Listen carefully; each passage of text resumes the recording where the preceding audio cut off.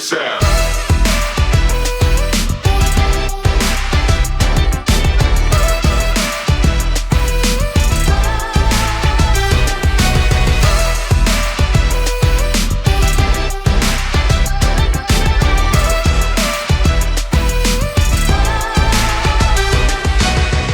Welcome back to National Storytellers Night. Let me just tell you, we have a really exciting guest today. But before we get to that, I want to let you guys know there's 3 people in our live studio audience. And hey, if you want to be a part of this live studio audience, please go to newwritermedia.com and register. This is the only way you can get into this meeting, and you have a chance to ask our guest questions. And also, if you're just getting this on YouTube, you're missing half of the night, because we spend 45 minutes, we spend about 30 minutes before networking. So head over to newwritermedia.com and make sure you sign up for a membership and come to our next meeting. I also want to remind you, those of you who are watching it on YouTube, to like, share, and subscribe to this the channel.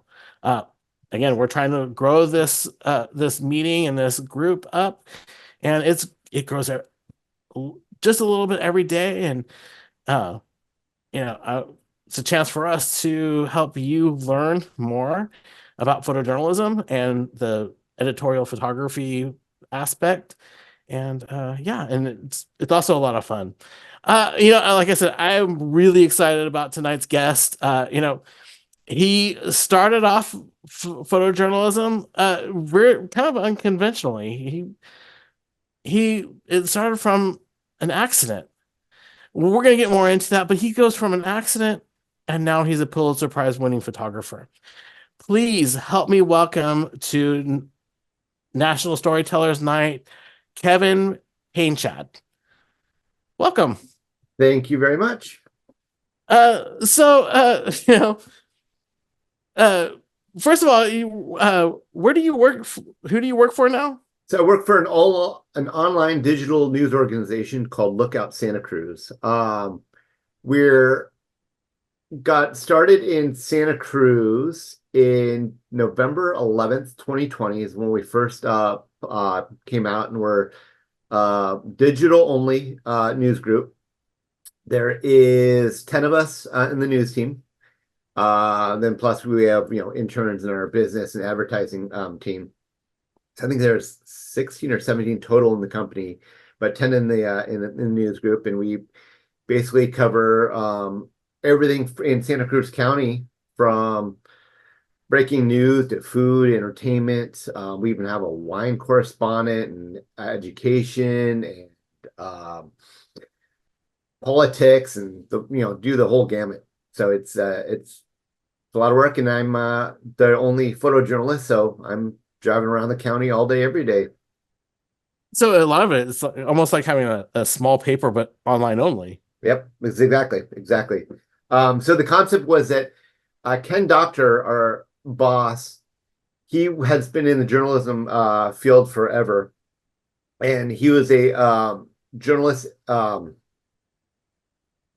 He would write about the state of journalism in the country, and he saw that the newspapers were kind of on a demise, and he truly felt that there was a spot for true local journalism for it to actually succeed. And he felt that Santa Cruz County would be a good community that would support something like that. So we started Lookout back in 2020, and it's been an interesting ride. There's 2 of us that are still from the original team. It's me and my Wallace Bain, who's our entertainment correspondent. We're the 2 that are from the original team when it started back in 2020, and we've just seen the company go through ebbs and flows and different evolutions. And right now we're just doing really amazing work and have an incredible team. Everybody just loves and respects each other, and everybody's just doing unbelievable work. And so, it kind of just shows when we end up getting the Pulitzer Prize last year. Well, and then also, being online, it gives you a lot more freedom, I would think, to you're not just you yourself is not just a photographer, a still photographer, but you have a chance to do video and stuff like that. Yeah, it's been a lot of fun shooting for Lookout being digital because previously I had shot for the Santa Cruz Sentinel, which is the local paper down here. It's a big paper. And I would be at doing like a protest, and I'd be down there 3-4 hours shooting, hundreds of photos, and they would publish maybe one or two of my photos. And so it's kind of like, ah. And so with Lookout, and then it'd always be the next day. For Lookout, I'll shoot something, and sometimes I'll do 20 plus of my photos in a slideshow, then plus I have the option of doing video, and a lot of times as breaking news, we'll put it out, 15 minutes later. And so um, it's just fun having that flexibility and the option to do more creative stuff. And the team and our boss and is really open to trying new ideas, and it's just an amazing organization to work with. I could bet. So, you have an interesting story behind getting started in photojournalism. You were in a car accident? Yeah, so back in my freshman year in high school, I was a skateboarder, and there's a friend of mine. His name was Josh Curry, and he'd always be taking photos, and he would show me his photos, and they were the most unbelievable, beautiful skateboarding photos ever. And I was just so envious of what he was doing. So that my freshman year in high school, I started taking beginning photography, and I got my what was it, the Pentax K1000, the all manual Those are film. such amazing cameras because I know, like it's unbelievable. best camera to ever to learn on that one. And I started with an OM Olympus OM1, which Hmm. was my dad's. I took it from my dad and used that all the time. But people don't understand the greatness of using an automatic nothing camera. I know. I wish I still had that thing. I have a couple of my old ones, but I don't think I have my 1000 anymore. But so I I have. started doing that, and I just, as soon as I started going in the dark room and developing, I was like, this is the most amazing thing ever. Just seeing, photos being, coming to life in front of me in the dark room. And so I just started shooting all the time. Whenever we're skating, I always had my camera with me, and I was taking loads of photos and I'd get them developed there um, from my class. And then I realized I wanted to take more photos. So the following year, my plan was to be on the yearbook staff and to take photos for the yearbook. That summer, going into my sophomore year, I was a passenger in a car that got into a serious accident. I basically flew out of the car. The car flipped over about 5 or 6 times down into a ravine. I flew out the back, punctured my skull. Wait, no, fractured my skull, punctured my lung, bruised my kidney. Got knocked into a coma for 4 days. I was on life support systems. I was pretty messed up, and it the I didn't when I woke up, I didn't know where I was or why I was there or what had happened to me. Just an overwhelming feeling of being happy to be alive. And I remember it was about it had been several days after I woke up is the first time actually. So that accident happened on August 21st. My birthday is August 30th. The first day I remember anything was the morning of my birthday on August 30th, that morning. That was the first day I have any recollection of any memories of being in the hospital. And I remember just being overwhelmed and emotional seeing people come into the hospital and seeing me. And I just started crying and telling how much they love me and um, have this connection with people. And it was going through that, and then I spent, going through that time and going through that transition of being in the hospital and going, seeing what people meant to me, changed my perception of what people really mean and what just human beings mean to me. It was something that really kind of just opened up my heart and compassion and the true value of what friendship meant. So I had missed after I, got home, had to learn to walk again and do everything over again. And I missed about 3 months of school.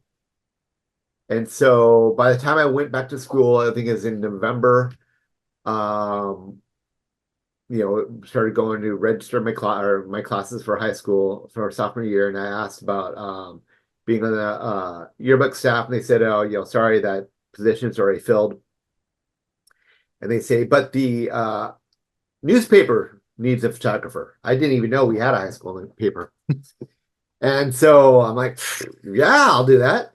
And so they enrolled me into the journalism class. And then at my first day of school, I went in, met the team, and got my first assignment. I think it was to cover a high school football game. Shot that, printed it. The next week, saw it, being published and on paper, and I'm like, oh my God. It was the greatest, coolest feeling ever to like see a photo of mine published and printed in this newspaper that was distributed all over the school. And I was like, this is the coolest thing, and it allowed me to have access, and it just was like the coolest feeling ever to see the photos I'm taking being I seen mean, by all the students. how cool is it when you're walking around in the your campus the first time you have something printed and knowing that other people are looking at your photograph? Yeah, it was the coolest thing. It's like there's kind of this sort of confidence of power. It's like that's my photo that you're looking at. Uh-huh. It was just Uh-huh. so cool. Yeah. And it was also neat to be able to elevate certain people in my school. It's like, look, your photos on the front page, or it's like it's kind of cool to be able to elevate certain people through the photos that I took. And there's an interesting thing because like you're almost photographing side by side with the yearbook a lot of the times Yeah. with the yearbook staff, but your stuff gets printed way That was before the that was yearbook. the thing that I realized that I didn't even think about is that yearbook they take all these photos and they'll have a whole year's worth of photos that they've been doing into one book, and mine I'm just shooting nonstop and constantly getting them published. And so it's like I was like, I'm so glad that the yearbook thing didn't work out because it was so cool. And then once I started getting in the flow of working with reporters and shooting, I literally was like, this is the greatest job in the world. And I said that sophomore year, I'm like, this is what I want to do for the rest of my life. I wanted to be a war shooter, photographer. And I wanted to, travel overseas and see the action and be involved. And that was my dream. And it was just the greatest thing. And so I was the photojournalist and the photo editor for my high school paper. Then in college, I was also the photographer and the photo editor for my college paper. Um, and during that whole time, it was like this is greatest. I ended up getting out of photojournalism my junior year in college, I believe it was, because this is around the time that film was transferring to digital. I no longer had access to the darkroom like I used to have. And then digital the resolution was still crappy. And for me, like half the fun is the processing. And I just wasn't into, taking my photos and sending them to, Photo Drive Up or wherever I'm getting printed. And the digital was just crappy. And, Photoshop was not that great at the time, and I had a crappy scanner. So it was just a weird transition. It kind of just fell out of love with it. So I started doing film and TV and ended up pursuing that for, God, like 18 years. Um, did TV show that was on for a long time in San Francisco, then moved to LA and did directing and producing for a long time. And yeah, so I've just really involved in the entertainment industry for a long time until I came back here. What TV show did you do? There's a show in San Francisco that I'd actually took over. It was called Music on the Edge, and what we did is tape and interview bands. Local. This is all in San Francisco, so we do local bands, up and coming bands, and huge headlining bands, along with festivals. So we would do. I mean, we've shot over like 300 different bands. Everybody from like Oasis, Ziggy Marley, Green Day, Dr. Dre, Metallica. We did Tracy Chapman. We did Cake. We did Guar. I mean, everybody that would come to the Bay Area to come to San Francisco,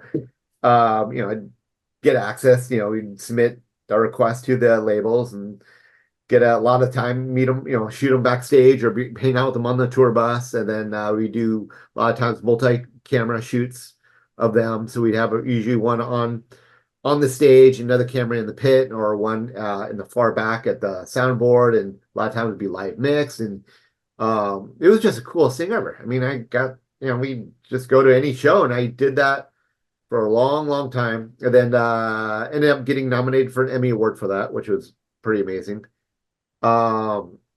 We didn't win, but we got nominated. And did that up until I moved to Los Angeles, and then we tried to keep doing the show in Los Angeles, but around this time was when the .com was huge, and all the venues in LA would charge you a $300 shooting fee to shoot in their venue. It was insane. We're like, are you kidding me? Because in San Francisco, all the venues just open up the doors to us, and we never had any problems. The moment we got to LA, they're like, "Oh yeah, you have a $300 shooting fee." I'm like, what? So it forced us to stop doing it because of that, which was a real bummer. Mm-hmm. Yeah, I get that. Hey, let's go ahead and let's look at some of your photographs. Let's get some. Absolutely. So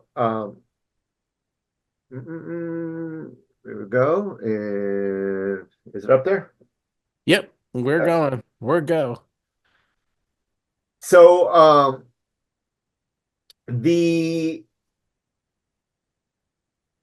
after I was in Los Angeles, I was doing a lot of stuff, still filming TV. Then my now wife and I moved back to Santa Cruz, and it was once I got to Santa Cruz, our neighbor had worked with a Monterey paper, and he was telling me about a friend of his who had just bought a magazine called Growing Up in Santa Cruz, and that he needed a photographer. So he gave me his contact info. I contacted him and just immediately started shooting for his magazine, and did that for a couple of years, doing the covers and different articles about profiling different people, different kids. It was like a parenting magazine.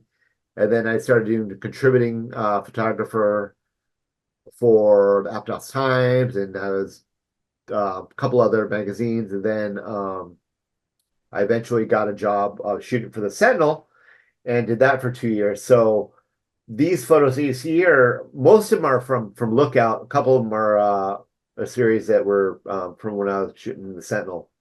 But with Lookout, I am fortunate enough that I get to cover such a wide variety of things, everything from like food to wine to politics to shooting, the breaking news stuff, fires and protests, and just a wide variety of stuff. So it gives me time to learn on every single shoot, and just to explore the world of photojournalism. Fun. This photo right here that you see right here, this one actually won a whole bunch of international awards for. That was during the CSU fire of 2020 in Santa Cruz. That was my buddy, Shmuel Thaler, who was my mentor forever. And then we had the opportunity of shooting together to the Sentinel. And now that we shoot for opposing papers, we shoot more together now than we ever did, because we were never shooting the same, very rarely shooting the same assignments.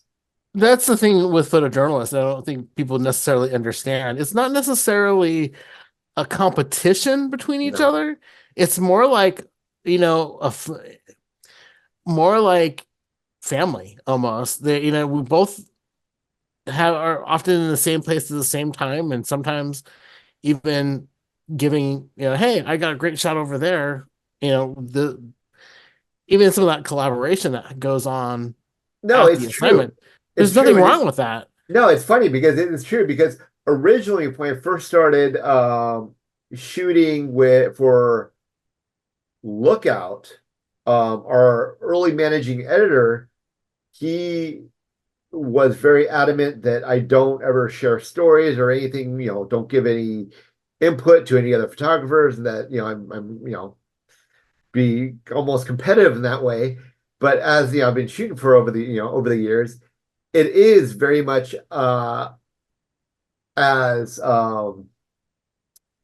kind of a club. Everybody's watching Mhm. out for each other. Everybody has each other's back. Absolutely. We're all on the same things together. We're always just helping each other out. And the more that you give and you share information and pointers and whatever, like, oh, you go over there, you got a great angle over there. And it's like it's inclusive club where everyone's looking out for each other. And it's just so cool because there's a group of us that Shmuel and I, we have a meetup, a photographers meetup where all of us photojournalists in the area, we'll meet up for beers. We'll do that, every couple months, or we'll get it together, and there'll maybe be 8 to 12 of us and just having beers and just talking. And it's like a brother sisterhood. Yeah. It's nice. It's like sharing stories, sharing battle stories in some Yeah, ways, and yeah. yeah, I mean, again, people. I don't think a lot of people that those that are maybe general audience to this to the video really understand that we're not out there to compete with each other. It No. it is it's like a big club. It's like really a big club, and really, even with TV or video, we're not out there to compete with each other. We'll make fun of each other from time to time, but when it comes down to it, like, we're there for each other, Yeah. and it's not. No one's gonna try to steal your story because they may go and say, "Hey, like, you might think of this, oh, I tried some of that story, and this is something that I found," you know, and it's that collaboration and that, like, hey, this is something that I saw. You might try this or try this other way, and it gives you an idea of And how not to only that, approach but it. even if, and Shmuel had brought this up early, long time ago when we first started shooting together. We are talking about something, and he's like, "Yeah, if we're doing the same assignment, your photos are going to be different than mine. We just Mhm. have shooting different shooting styles." And it's totally true because he's a beautiful, unbelievably talented photographer that does these incredible shots that are gorgeous and real artsy, but I tend to be one that focuses more on the people. I just have different angles and just a different perspective than he does. I mean, he's an unbelievable photographer, and I used to always say WWSD, what would Shmuel do? But now, because he was so talented, he was my mentor for so long. But now I sort of have my own style and my own angle, my own vision of seeing things that's different than, and I've learned to embrace it. But it's different than him, but they're still still good. But it's fun because we'll be at the same shoot together, and then we'll share each other's gallery of what we shot, and a lot of times they are very different. Every now and then we'll have a couple of shots that are similar, but it's just fun seeing the angle that different photographers take of the same event. Mhm. By that point too, what do you look for in a moment? Uh, the biggest thing for me, well, there's two things. There's one, as soon as I get to a location, I'm telling myself, what is the story? What is the story at this thing? Like, the one I shot recently was the pro-Palestinian protests at UCSC. And so I was like, okay, what is the story? The story is that there's 200 cops in riot gear here, and there's several hundred students, and so the story is um the conflict between the two of them. So I get a lot of wide stuff and try to have shots that tell the story. But then once I get in there, I'm looking for emotions in people. I like to focus on what the emotion in their face and or expressions or postures or what they're doing. And so that's the main thing that I try to look for is emotions. So let's let's kind of head over to some of your awards and talk about, I really want to talk about the Pulitzer, but let's get to you've won what are some of the other awards that you won? Well, there's a lot of random awards I've won for a lot of my photos. Here, let me go to my thing here, and I'll bring up certain photos that, like, well, this one, of course, is this one I've won. Can you see that? Yes. Okay, let me try to get. Give me 1 second. I want to change the background to no. Oops. Oh, so that one I won a whole bunch of awards for this one. And like I said, this was during the CZU fire, and that's Shmuel and I were at this backburn together during the CZU fire, and I got him running towards the flames. So the title of this photo is "Getting the Shot," and it just shows him running towards the flames to get the shot that he wants to get. Other awards I won for this one. This one is actually one that a story.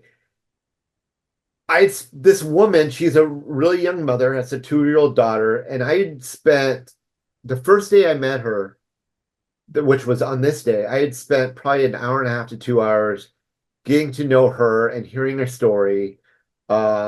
She had moved here from, I think, Michigan. Her and her daughter living on the streets, homeless, living out of her car, actually. And it was just a real tragic story of, she was abused, and it was just a real tragic story of her backstory and how she got homeless. And she'd been homeless, I think, since she was like 12 or 13. Um, and a month after I took this photo of her hugging her daughter, the authorities actually took her daughter away. And she had contacted me about 6 months later and said that she still hadn't been able to visit her daughter. She was able to talk on the phone with her, I think, like once a week for like an hour, but that's it. So I lost touch with her, but it was like one of those stories that was just tragic. So this is one of the ones I won several awards for. There's also this one I won a bunch of awards for. Let me get rid of my background. Yeah. I don't know how to get rid of the background, but whatever. Um, Yeah. We're the not perfect in this. We're not perfect on this yeah, podcast, so don't let worry me do about it. this. Let me do this and that. There we go. There you go. Okay. So this one, Frederick is his name. This was a shot that we did. My wife and I, we had gone to Rwanda to cover an orphanage called Imbabazi. And the backstory of Imbabazi is that there's this woman that was an American woman that she originally married this British adventurer. And during their travels, they spent time in Rwanda. She fell in love with it. She ended up getting divorced with her husband. I think his name was Ken. And then she decided to live in Rwanda because she loved it so much. Ended up starting the flower plantation. While she was had the flower plantation, the genocide happened. And I think that was 96 or I forgot what the year of the genocide. I think it was 96. And then they had all people that were not from Rwanda have to leave the country. So she went back to the States. After a month or two of being back in the States, she heard that a lot of her friends were still alive. So she flew back to Rwanda.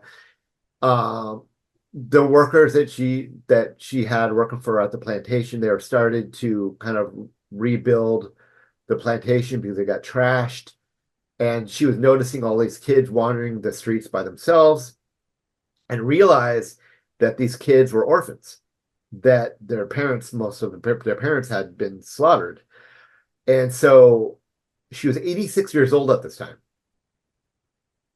single, and she converted her drawing house for the flower plantation into a dorm, and she brought in these kids. And that first year, I think she had 40 kids. By the end of the second year, I think she had 200 kids. And so she started this orphanage at the age of 86 years old, started this orphanage for the children that were orphans from the genocide. And this was Zach Frederick here was one of the kids. He was there at Mbabazi. He's one of the kids that got taken in. His backstory was that he was on the bus, and one of the, I think it was a Hutu, came on the bus and gave him a machete and told him that he had to kill everybody on the bus. And he refused to. So they chopped off both of his hands with a machete, left him to die, and then they killed everybody on the bus themselves. He ended up crawling out of there, getting help. And that's when Mbabazi brought him in and took care of him and raised him. And when he turned 18, he said that he wanted to create an organization to help handicapped kids in Rwanda. So he partnered up with another kid that he had met, Zachary, and who was also another orphan there. And they started the Abumwe Center, which was the center to rehabilitate handicapped kids and teach them how to get, skills. They educate them, teach them skills, how to make crafts and stuff, and how to sell them. And it was just an incredible organization. So I happened to be able to, take this great portrait shot of Frederick there at the Abumwe Center in Rwanda. But yeah, and then the ones recently, I had been fortunate enough to be a finalist for the California Journalism Awards that they're going to be announcing that, I think on the 13th. I'm flying over to LA. On the 13th is when they have the thing. So I'm up for news photo and for the photojournalism category, for both those categories for the California Journalism Awards. So I'm pretty excited by that. I'm also excited because Lookout Santa Cruz, there's actually, we were up for 7 different awards. So a lot of our writers were up for a bunch of different awards. So Ken asked me to fly down to Los Angeles and represent Lookout for accepting the awards. And so they're also going to be doing a little thing to recognize us for the Pulitzer. That's awesome. Yeah. That's awesome. Didn't you, like I said, we're gonna get to the Pulitzer, but didn't you win an Emmy also? Oh yeah. And then and then I touched on that. That was for Music on the Edge. Mhm. That was for the music-oriented TV show that I did in San Francisco that I got nominated for an Emmy Award for that one. Okay. Do you have a video of that one, or? I do, but I unfortunately didn't dig it up. That's okay. I have a little. I think you can YouTube it. Yeah. Go Music on the Edge, MUZIC on the Edge, and then Kevin Painchaud, and I think I have a little clip there. Okay. So let's head over to the what everybody is here to probably listen to is about the Pulitzer. How did you? So what was the story? All right, so a little backstory. So on May 5th, which is a Sunday, everybody in the company, we got a Slack message that said that there's a mandatory meeting tomorrow on Monday at 10 a.m. and that there's that everybody needs to be in the office at 11:30 a.m. that same day on the Monday, the next day. And she said, "Don't worry, it's good news." We're like, "All right." So that Monday morning, we all logged into our Zoom. No idea what was going on. We figured we probably won some award because she mentioned that we won another award that's going to be announced in September So we thought maybe it's that. But out of the blue, everybody was logged in, and out of the blue, she says, "We won the Pulitzer." Everybody on the phone was just dead silent. We had no idea what she was talking about. And then she said, "We just won the Pulitzer Prize for our coverage of the storm from last year."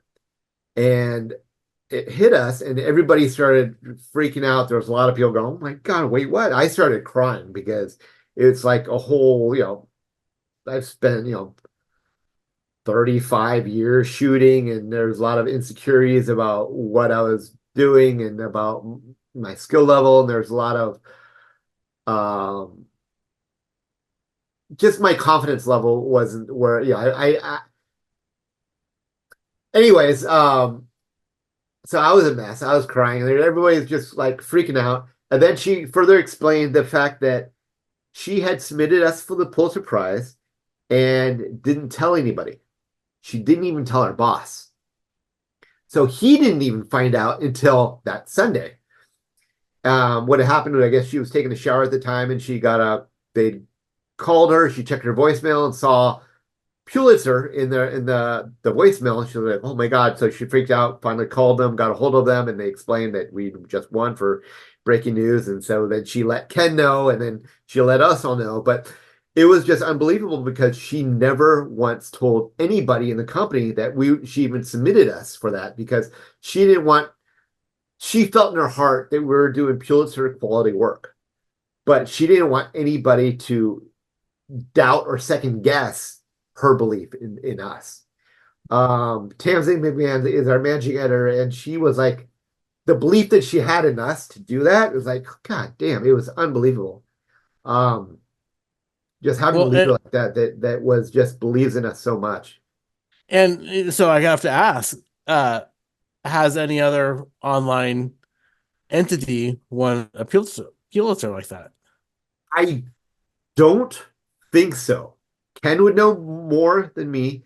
I believe we're the smallest company to win one, and I think we're the only digital only company to win one. So I mean I'm not that's kind of 100% sure on that, but I right. believe that's the case.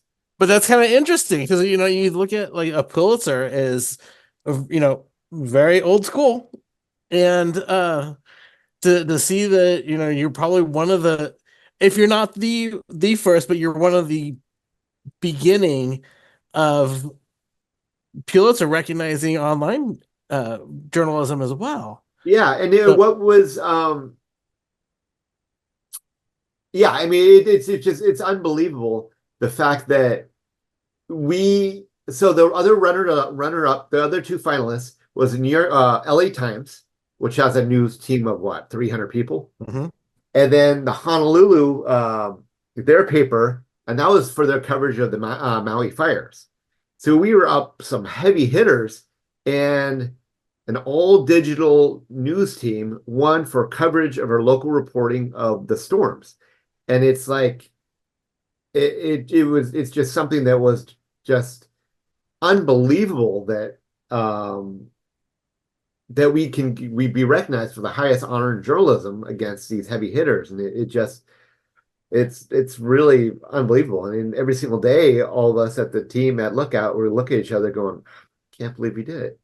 And yeah, I'm in a fun situation because the fact that I'm, our only photographer, that it's like, I just feel so honored that, for all the different stories and that were reported on it, it's all, my photos are all included. So it's like, it just feels really neat to be a part of this. And just our team is just, I mean, it's unbelievable. Well, and then so as far as like winning the Pulitzer, um, it's a big team effort, but it's also like it's really kind of cool. What was the story about? Remind So people who the story was about. yeah, so last year, January 1st of last year, actually December 31st, there's a huge storm that came in. It was the first of, I believe it was 13 or 16, I think it's 16 atmospheric rivers that devastated the Central Coast. over a 3-month period of time. So from January through March, we just got hammered by storm after storm after storm after storm. There was mass flooding in several communities. There was most of the piers, the pier that's kind of by our house in Aptos, that got completely destroyed. The pier in Capitola got completely destroyed. They actually had to tear down the Aptos pier. They There was a community of Watsonville that got flooded.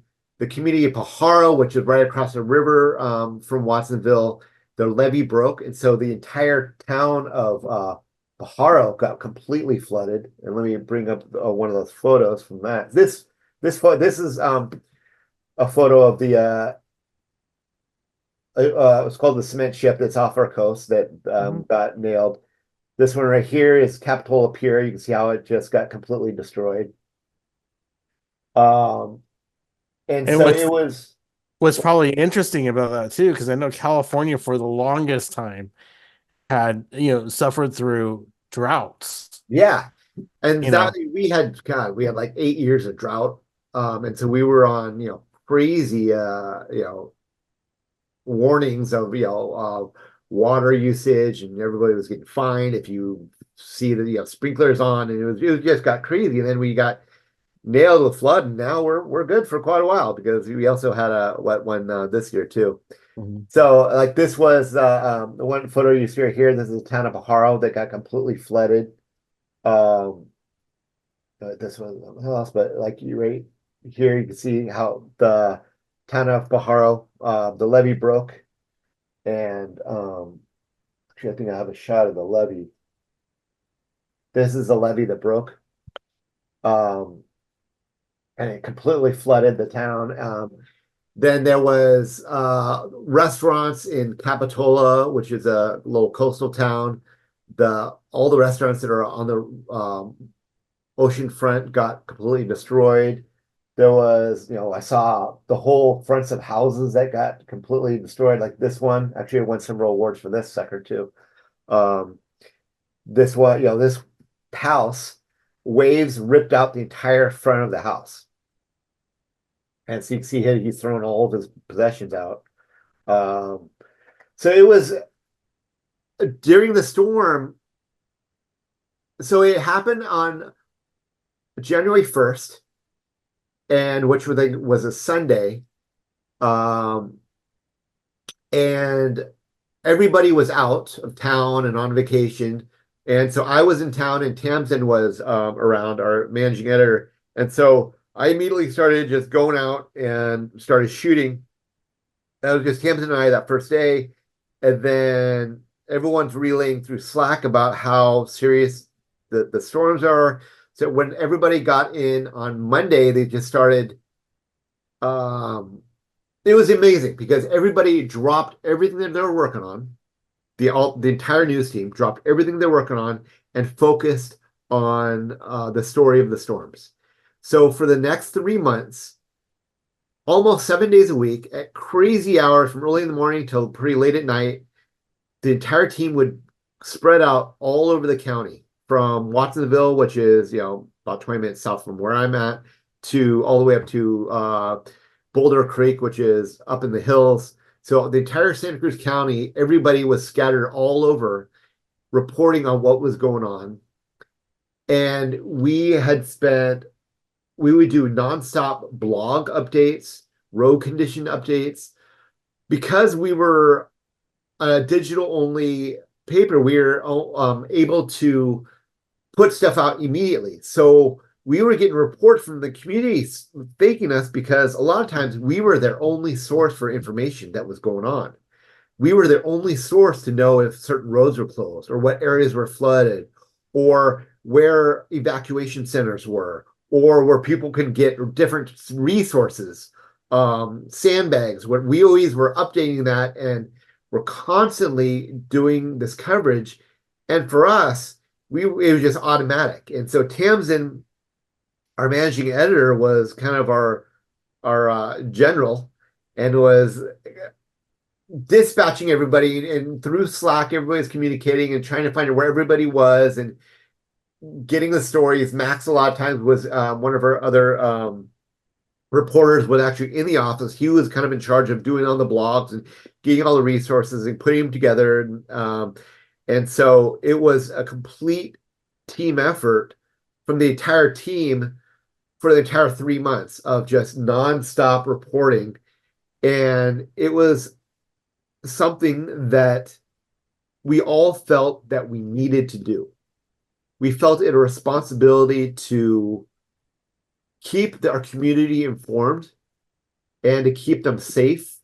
And even though when we're out, in miserable conditions, or, a lot of times I was in flooded areas and didn't know if I was going to be able to get through where I drove in, how I drove in, if I was going to get back, because I didn't know if it was going to be flooded, just in crazy situations. But it was something that we felt obligated, that this is something that we have to do for the good of community. And nobody questioned anything. Nobody second guessed what was going on. Everybody in the company trusted one another. We trusted that they're going to get their work done, and that everybody was pulling their own weight. And knowing that you have an entire team that's relying on one another, it really was an unbelievable feeling and created a really wonderful bond between all of us. And that's what really meant so much about, with the Pulitzer, because it's like we really won it as a whole team, and it's an award that was given to the entire team. And we all just really did everything that we can to make it happen. And the fact that Tamsin saw the quality work that we're doing, and she recognized it as being really good. And for us, we're just doing what we felt we needed to do. For her, she was putting the stuff together. She's like, this is unbelievable. And the fact that she trusted us and believed in us enough to spend weeks in putting together this timeline of events and all the applications and submitting the photos and the articles and the blogs and everything in order, for the Pulitzer, and us, being able to win. It's like, it was just an unbelievable experience. And it's one of those things that no matter how big or small your team is, if you have a team that's tight and believe in each other and really have a love for the community, it's like, it doesn't matter what the story is, but you can do really, really great work that means a lot to a lot of people. So it was neat. Well, let's get a chance to, we have a couple people in our live audience. Would anybody like to ask a question of Kevin? I would. Go for it, Patty. I'm wondering what Kevin's favorite or most memorable or most affecting shoot might have been. You mean since for working for Lookout, or in general? I think maybe for Lookout, but in general. Sorry, it's my dog.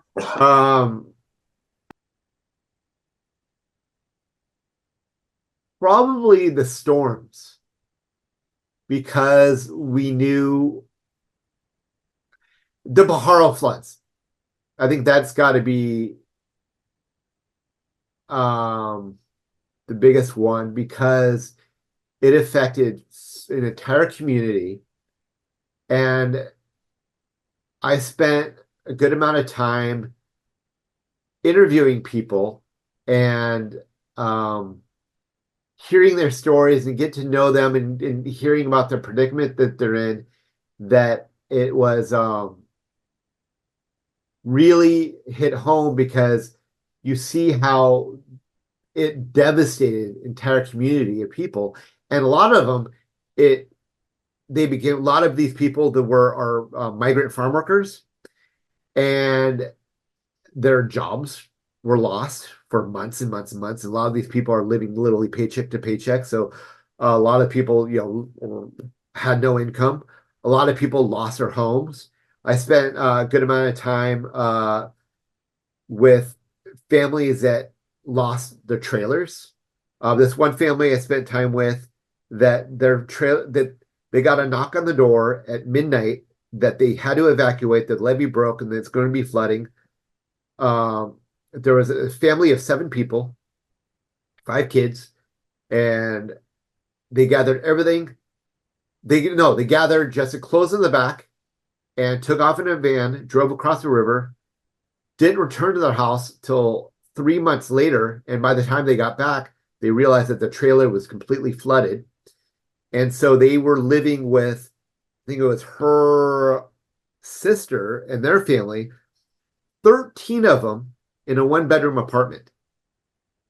And it's just like you hear these personal stories. It's like you realize how much that this flooding just devastated them.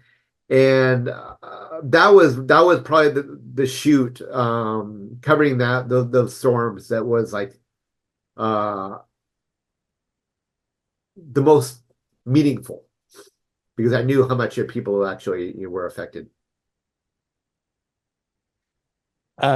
Is there anybody else out there who would like to ask Kevin a question? Me. Hey, it's Doug. It is that.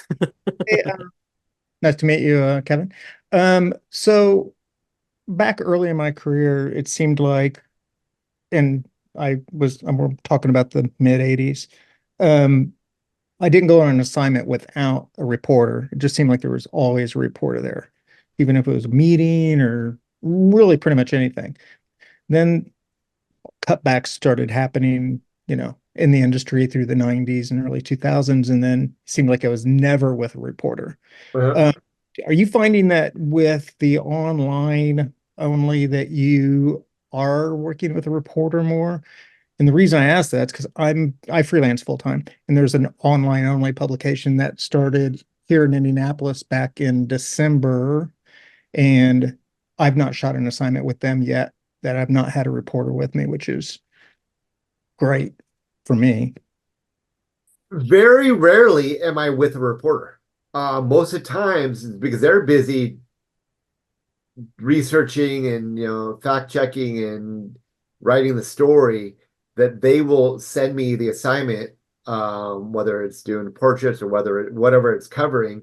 That they'll just give me the contact number and I'll go there, or very rarely do as a reporter with me. Every now and then, like with Hillary, who's our education reporter, she'll go do interviews with certain people, and a lot of times she'll be with me. But vast majority of the time, I'm on my own, which is fun. It's nice to have that trust too of our reporters and the managing editors and my boss and everybody trusts the work that I do and what I capture, that it's like they know that I'm going to do everything I can to tell the story through photos, so that that I don't need a reporter. And what's fun about that and the way that I shoot is because it's digital only, and a lot of times they will send me to a shoot and they won't even have their story written up.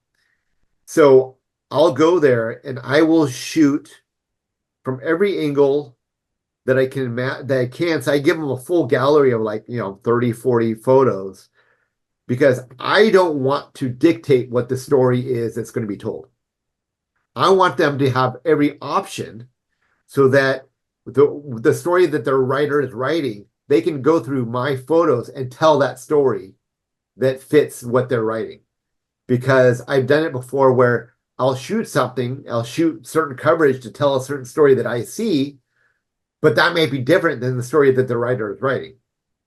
So I think that's where the benefit of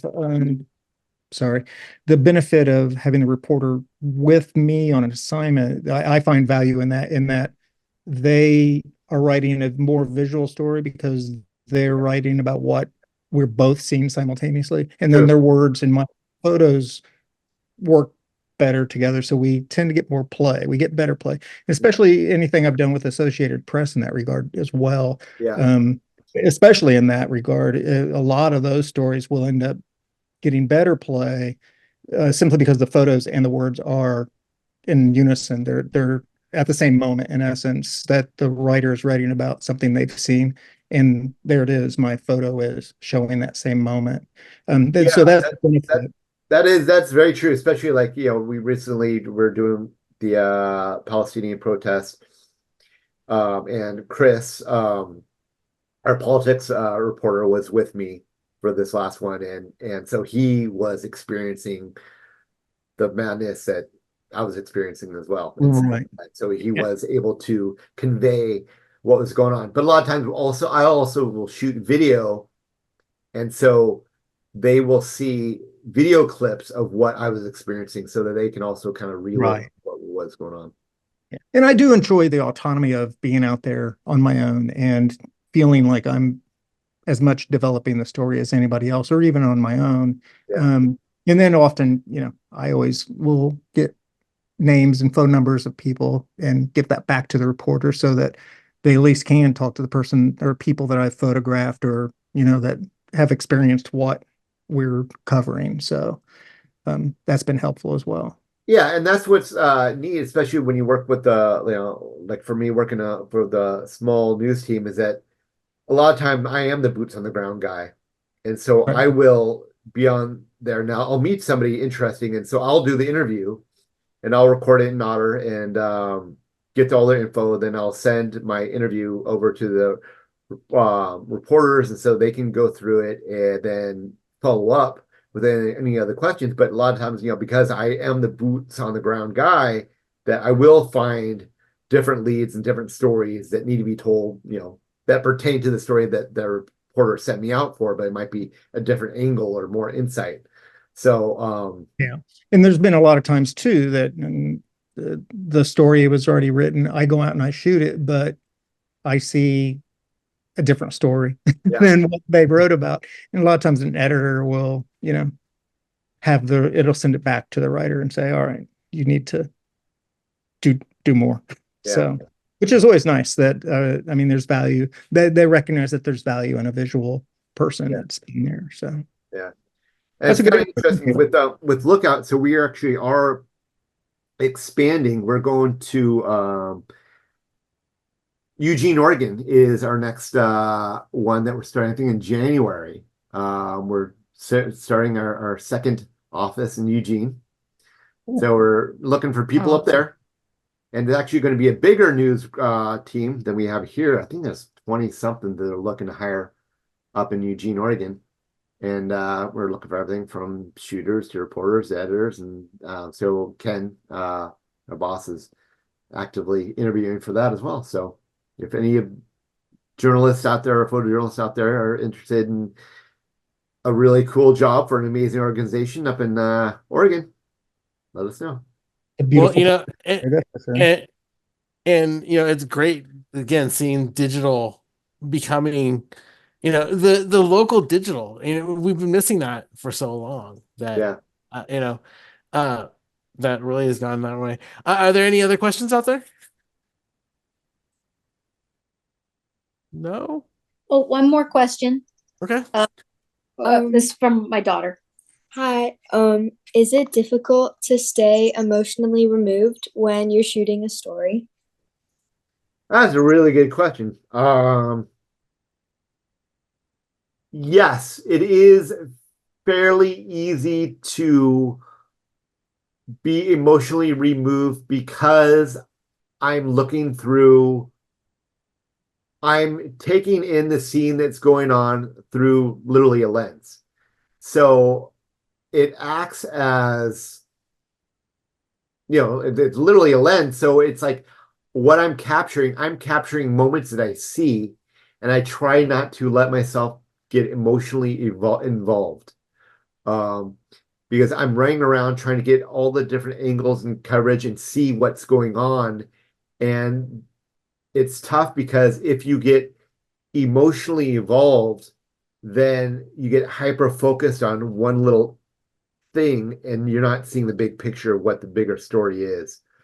There's a lot of times there'll be an opportunity to focus on a person's story or what's going on. And at those times, when you're doing one-on-one, you do get emotionally involved. Like when I was doing the homeless mom, I did get emotionally involved. And I did something that's not idealistic journalistic practice, that I went and I tried to find her a place for housing for her and her daughter, because I knew I had a contact for a company that does housing for families.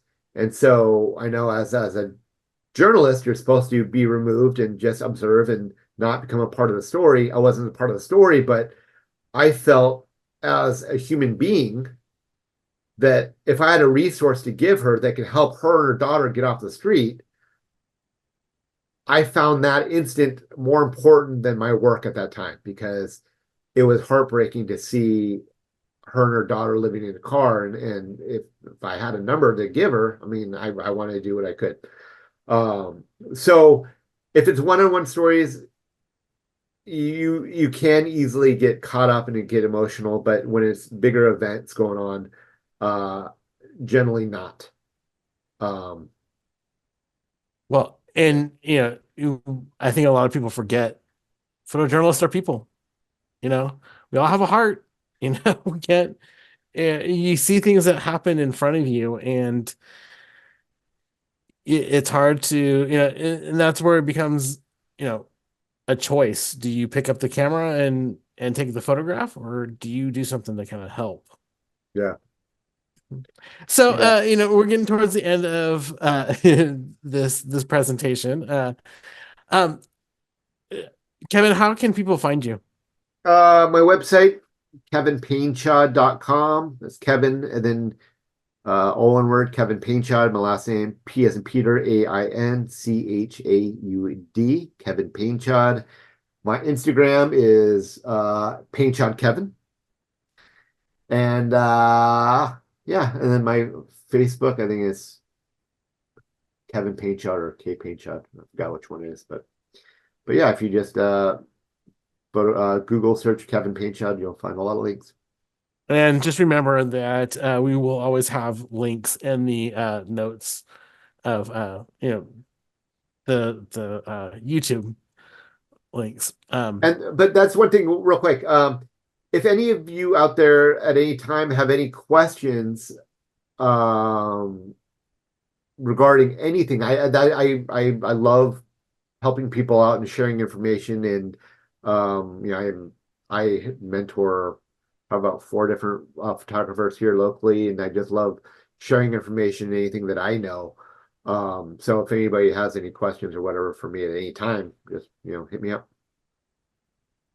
Awesome. Now it's time for the final 5. These are questions that I ask of every person that comes in to be our special guest. And so Kevin, the first one is what quote, saying, mantra do you use to help motivate you on assignments? Well, to motivate me on assignments is always telling myself what is the story. But in life, the biggest thing that has especially when I was younger, what I always thought every single day, I would think to myself, live life extraordinary. So that at the end of the day, okay, did I live an extraordinary day today? So that's something that, it's tougher now, having a job and a wife and kid and obligations and bills and stuff to do that to the nth degree. But it's still something I like to kind of have in the back of my mind, is to live life extraordinary. What is your favorite thing to hear? My daughter's laughter. That's easy. What is your favorite thing to see? Stepping back and being surrounded by people I love, and just like seeing the warmth of people that that care about me and that I care about them. What is your favorite word? Inspiration. If you believe in heaven, what does it look like to you? Um, being embraced by warmth, love, and just surrounded by people that I've loved. Yeah, just that warmth and compassion of like true love and bliss. Well, Kevin, I want to thank you so much for being our special guest tonight for the National Storytellers Night. I want to remind everybody out there, if you're watching this on YouTube, like, share, subscribe. If you want to become a member of the audience, we actually got 4 people in our audience today, and like you see in this presentation, you get a chance to ask our guest questions. You also get to help hang around before and after this video and continue to network. Again, remember, go over to newwritermedia.com and become a member. That way you can, be a member of our audience. For Kevin and myself, I want to thank you for being a part of this video, and remember to, go out and live life to the extreme. And what did you say, Kevin? Live life Extraordinary. Live life extraordinary. Thank you very much. We'll see you again soon. Check this out.